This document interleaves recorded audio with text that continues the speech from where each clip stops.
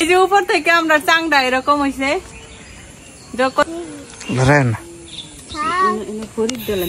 আসসালামু আলাইকুম, আশা করি সবাই ভালো আছেন। আজকে একদম ঝলমলা রোদ সকাল থেকে। তো এই রোদের মধ্যে আজকে আমরা একটা বিরাট বড় প্রজেক্ট হাতে নিছি। যদিও এত বড় কিনা জানি না, তবে আমাদের জন্য অনেকটাই বড় প্রজেক্ট। কারণ আজকে আমরা করতে যাইতেছি হচ্ছে গাছের উপরে টং, মানে যেটা বলে টং ঘর। তবে ঘর হইব না, মানে টং সিস্টেম। তো আমরা যেরকম পুকুর পাড়ে বসার জন্য টং বানাই, ওই রকমই গাছের উপরে আজকে একটা টং হইব। তো যার কারণে এখানে আছে হলো আমার ছোট ভাই আর আমার প্রতিবেশী ভাই তারা। তো তারা সবাই মিলে আর কি কাজগুলা করা হইতেছে। তো এই টংটা হইব একদমই বাঁশের, মানে পুরা বাঁশ দিয়ে করা হইব গাছের উপরে। তো যে উপরে আছে হচ্ছে আমার ছোট ভাই, ওরে নিচে থেকে হেল্প করতেছে হচ্ছে আমার এলাকার পোলাপান, মানে বাস্তারা। আর এই যে এটা হইতেছে আমার ঘর। তো আমার ঘরের সোজাসুজি কিন্তু উপরে টংটা করা হইতেছে। তো ওইখান থেকে ইচ্ছা করলে আমি বইসা একদম আমার ঘরের তদারকি করতে পারবো আর কি। বাঁশ দিয়ে করা হইলেও কাজটা কিন্তু অতটাও সহজ না, কারণ নিচে থেকে বাঁশ টাস কাটতে উপরে একটা গাছের মধ্যে শক্ত পোক্ত করে একটা টং তৈরি করা অনেকটাই কষ্টের আর ক্রিয়েটিভ বিষয়। মানে মাথার মধ্যে যথেষ্ট পরিমাণ বুদ্ধি নিয়ে কাজটা করা লাগবে, কারণ একটু অসাবধানতা হইলেই বড় ধরনের দুর্ঘটনা ঘটতে পারে। তো যার কারণে হচ্ছে সবাই এখানে মাথার ব্রেন খেলায়া কাজটা করা হইতেছে। আর দেখতে দেখতে কাজ কিন্তু মোটামুটি অনেকটা আগায় গেছে। এখন হচ্ছে বাঁশের চাটাইগুলা দেওয়া হইতেছে, এগুলাও কিন্তু পুরোপুরি বাঁশ দেয়াই। এইদিকে কাজ করার মধ্যে ভাবি আমারে ফোন দিল যে আমাদের যে বড় ভাবি আছে, মোটা ভাবি, তো ওই ভাবির বাড়িতে নাকি সাপ ধরতে লোক আসছে। তো ভাবলাম যে ওইখান থেকে একটু ঘুরান দিয়ে আসি, কারণ সাপ ধরা আমি কখনো দেখি নাই নিজের চোখে, আজকে সাপ ধরাটাও দেখবো। তো এখন যাই ভাবিরার বাড়িতে, যায় দেখি যে আসলে সাপ ধরতে পারছে কিনা। তো ভাবিদের বাড়িতে যাওয়ার সময় কিন্তু যে এরকম ছড়া পার হয়ে যাওয়া লাগে, মানে ভাবিদের বাপের বাড়ি হতেছে একদম আমাদের বাড়ির পিছনে। কিন্তু বাচ্চার লেগে কি মাল লেগে কি বাবার লেগে যদি আরেকটা গাছ লাগে লিতে পারবি, কিন্তু বন্ধ করলে আর আমি দেবো না, নিয়ম আছে। মারে কিবা বাবা গাছটা বলে একটু দেখা, আমার গাছটা দেখা, গাছটা দেখা, গাছটা দেখা। আমরা গাছের উপরে যে চাংটা বানাইতেছিলাম এটা তো দেখতেছিলেন। তো এর মাঝখানে ভাবি ফোন দিয়া কইলো যে এনে মানে বাইর দিয়া কই আমরা যারা সাপ ধরে বাইর দিয়ে আইছি সাপ ধরবার লাগে। তো আইছিলাম, তো কি কারণে জানি ভিডিও করতে দিল না, তো ছবি ছবি একটু করলাম আর কি। তো এনে সব এলাকার বেটেন মানে মহিলা যারা আছে সবাই লইয়া কি কি কইতেছে, মানে বেলকি লাগায় আর কি এগুলা। তো এটা পছন্দ হইলো না, আয় করছি এই ছড়া পাড়ি আর কি আইছি। তখন ছড়ার মধ্যে দেখি মাছ আছে কিনা, মানে আমরা তো এই ছড়ার মধ্যে কিন্তু গুতো মাছ ধরি, পানি একটু কমলে আর কি ধরুন। পানি যখন কম থাকে এই সময় কিন্তু প্রচুর মাছ পাওয়া যায়। এখন তো ছড়ার মধ্যে পানি বেশি আর ভালো আছে অনেক।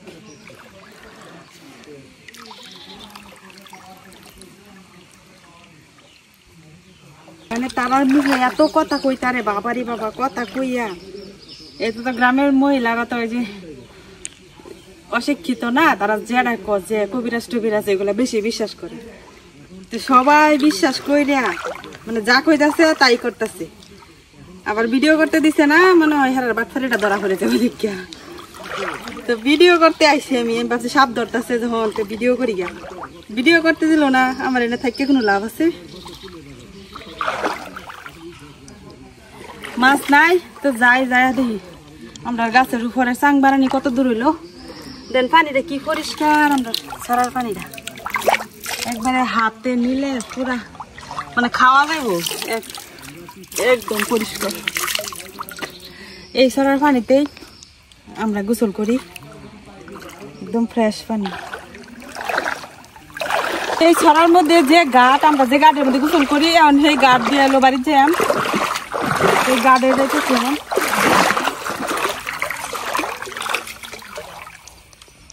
ব্যাং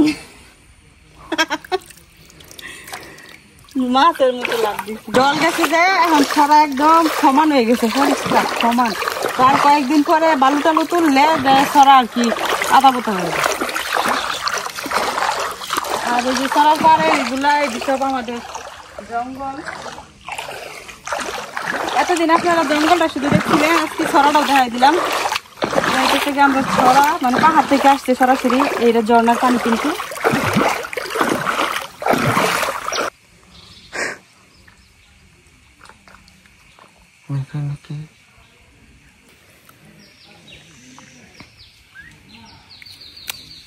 দৌড়েও ছেড়ে দিলাম। এটা কি? আরে মাছটা দৌড়ে ছেড়ে দিচ্ছি। বাচ্চা ঢেইতেছে তোমার বগল, এই যে বাচ্চা ঢেইতেছে তোমার বগল, তো বাচ্চা ভাসে ইন্ডা কত না তাওগা বীজ যাবে আমরা দরকারে হাফার লাগবে। এই গাটা দিতে সবসময় দিয়ে এই গাছ দিয়ে মূলত আমরা আইসা এনে গোসল করি।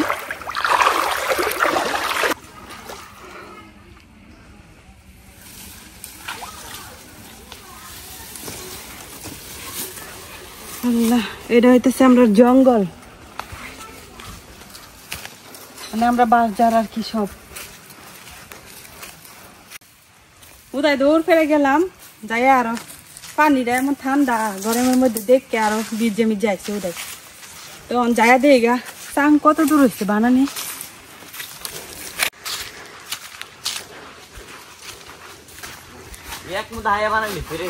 কোন তো দিয়েছে? আমি আইসা দেখি কাজ কিন্তু অনেকটাই আগায় গেছে, আর তারা এখনো গাছের উপরেই সাপ ধরে বলে বেড়া শুরু শুরু গাছের হিহর দেহাইরা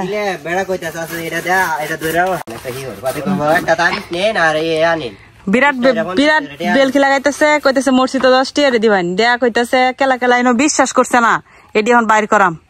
পরে আমি আই হইছে আমি তো বিশ্বাস করছি না, আমার নেই বাইর করে একটা তাবিজ লাগবো আর 20 টাকা 50 টাকা টিয়া লাগবো। বেটেন সব দুইটা বেড়া বাবা আবার লেগাইছে একবার কইছিন ভাই আর নাই মে ভাড়া না বেড়া রাখতে গেছে আমার বাসটা উদাম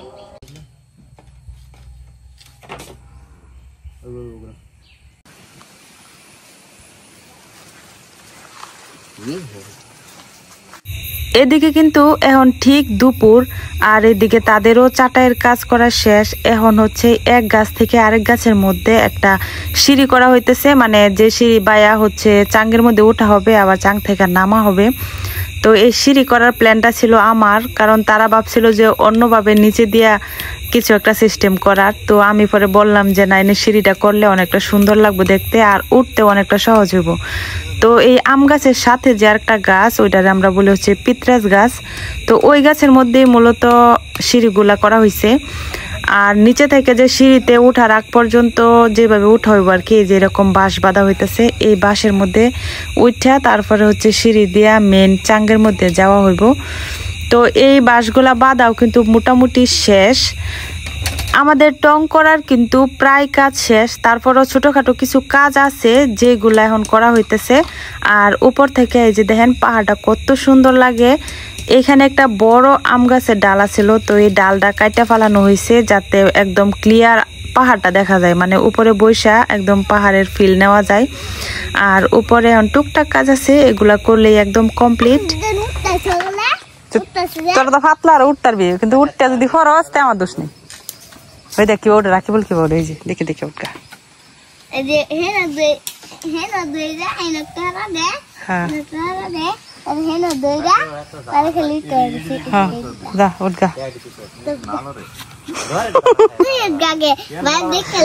রাফি গাছ উঠতারে না, তুই উঠতার তুই উঠগা। সুপারি গাছ তুই সুপারি ভারে দে মানে বুঝছি না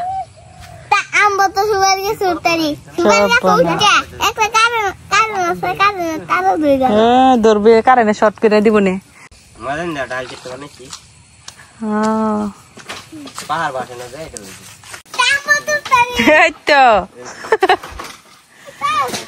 দেখছ ছোলা মান ওইটার তারে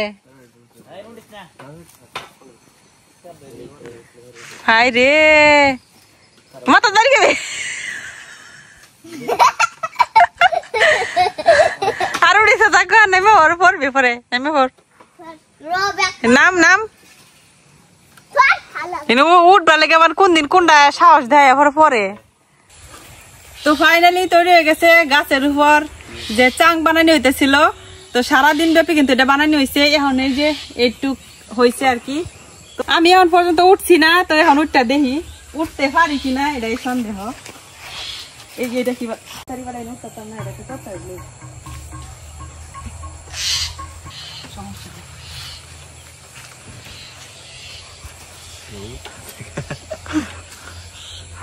আল্লাহ এই জায়গা মাথা ঘুরে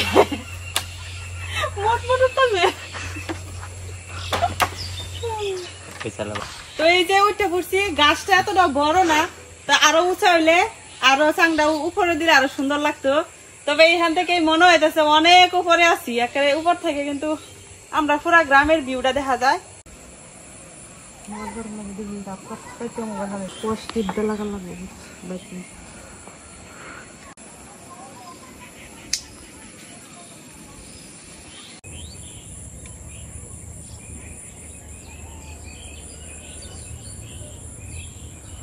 তো এইভাবে বাঁশ দিয়ে বানানো হয়েছে।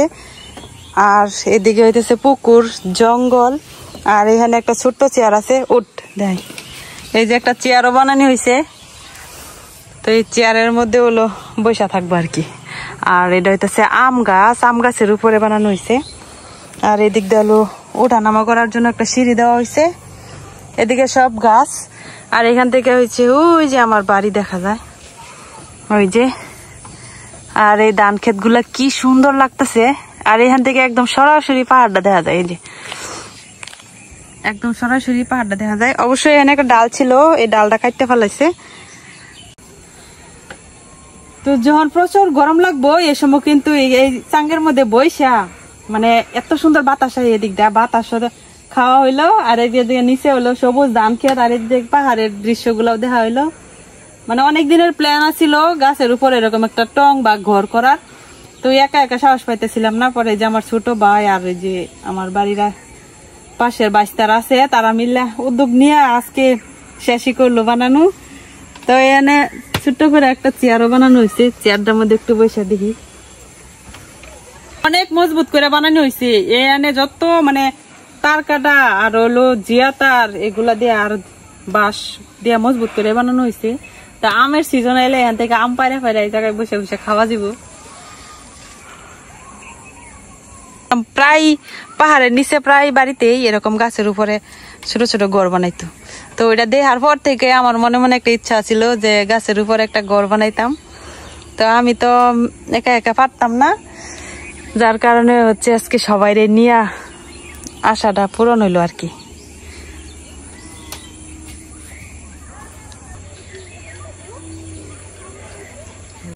পড়বি পরে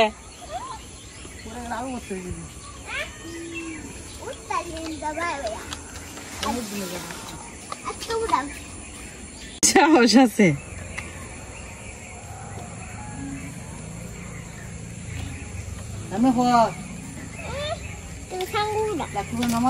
আচ্ছা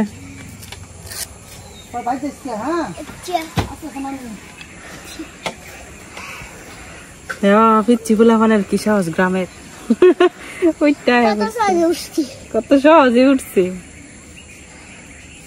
আমার তো ড্রোন নাই, যার কারণে আমি আমার যে লম্বা একটা স্ট্যান্ড আছে এটা ঠিক করতেছি, অনেকদিন আগের কিনা।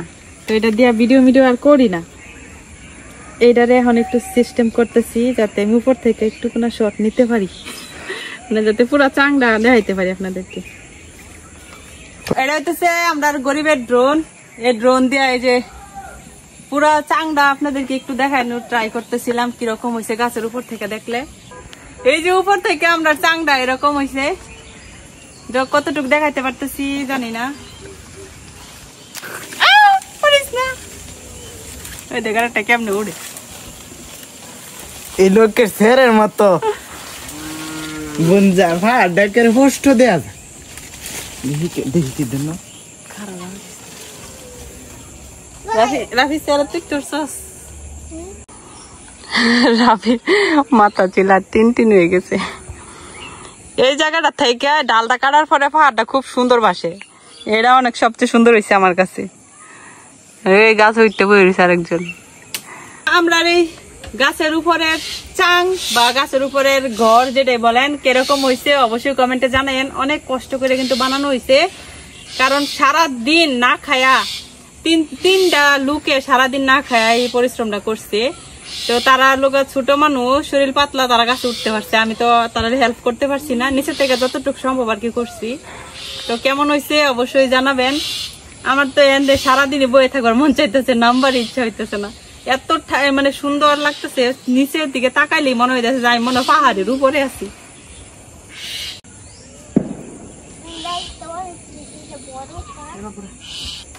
গরমের মধ্যে এই শান্তিতে ঘুমান যাব, আর যেটাই হোক না হোক। আর এখান থেকে পুরা আমার বাড়ির তদারকি করা যাব, মানে এখান থেকে আমি কি করতেছি না করতেছি সবকিছু দেখা যাব সোজা ডাইরেক্ট। তো এখন নাইমা যাই আম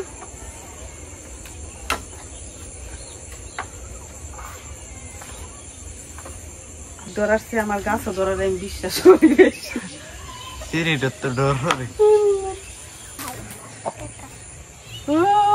হেনে থেকে যেরকম শান্তি লাগছে, নামতে গেলে খবর হয়েছে। তো যাই হোক, সবকিছু মিলাইয়া আজকে আমরা গাছের উপরের চাংটা কিরকম লাগছে আপনাদেরকে অবশ্যই জানাইন। আজকে ব্লগটা এখানে শেষ করতেছি। সবাই ভালো থাকবেন, সুস্থ থাকবেন, আল্লাহ হাফেজ।